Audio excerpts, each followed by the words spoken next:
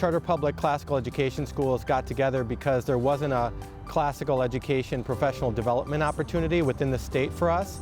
So we collaborated with Eagle Ridge and Nova and later St. Croix Prep to establish a classical education conference that we wanted to be statewide and to be annual.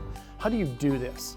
And so we wanted to develop a way to share these resources. So Eagle Ridge Academy hosted the first conference, and it's a conference for classical educators where they can network, number one, they can share what we're doing, and we have expert speakers come throughout the nation.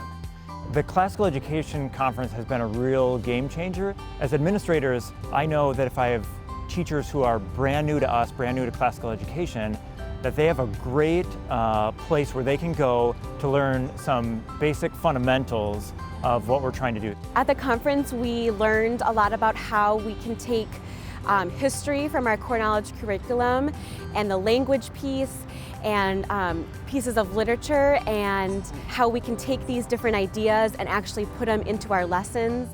I would say, definitely bouncing ideas off of people. The nice thing is that there's so many different activities, and in the meantime, you get almost like a passing time like you would at a school, right? So you get to come in contact with all these different teachers you've never met before, and getting to know them and seeing, just asking them about certain sorts of practices that they use in their classroom. The Classical Education Conference is designed to reflect the classical education curriculum scope and sequence. So there is a track for K-5 teachers, 6-8 teachers, and 9-12 teachers. They can learn what Socratic seminars are, how best to run them.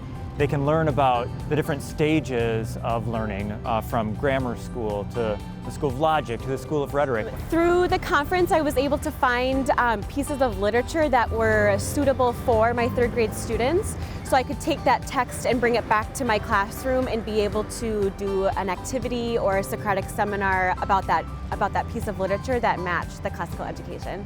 Special ed kind of falls into the equity and diversity group, and I think that that's really important for children to learn.